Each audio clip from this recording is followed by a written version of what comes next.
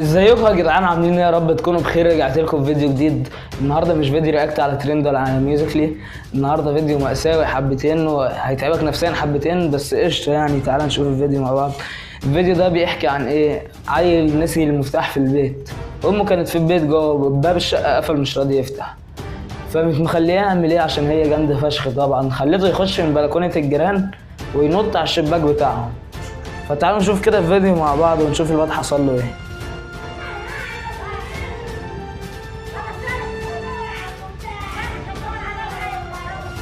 بيقول لها هدور على المفتاح، تقول له خليك متعلق لحد ما تدور عليه.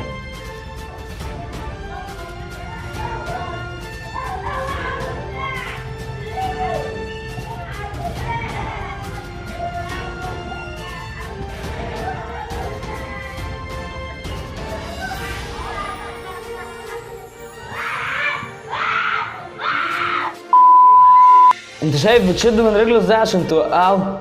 يعني انت سيبك من كل ده، انت تخيل الموقف اللي الواد فيه وحالته النفسيه عامله ازاي وهو في الموقف ده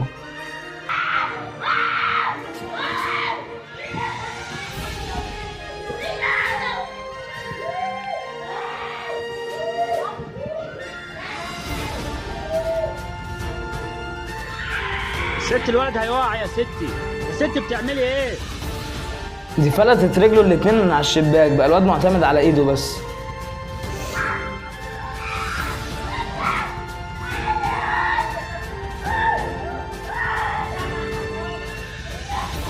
يا ست الولد هيقع، بتعملي ايه؟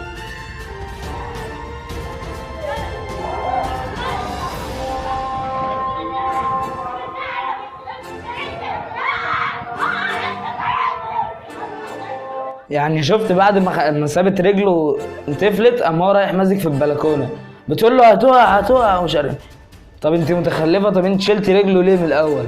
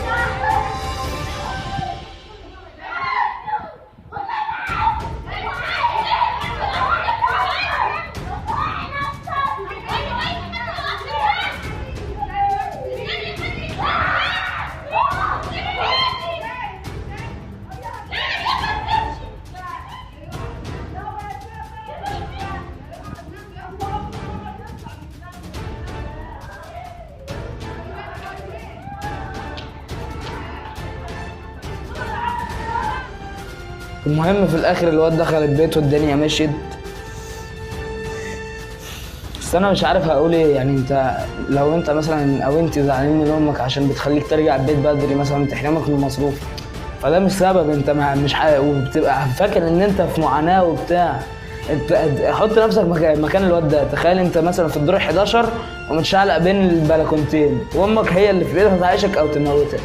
هي في ايدها تشدك وتدخلك جوه عادي، وهي قاعده توقعك.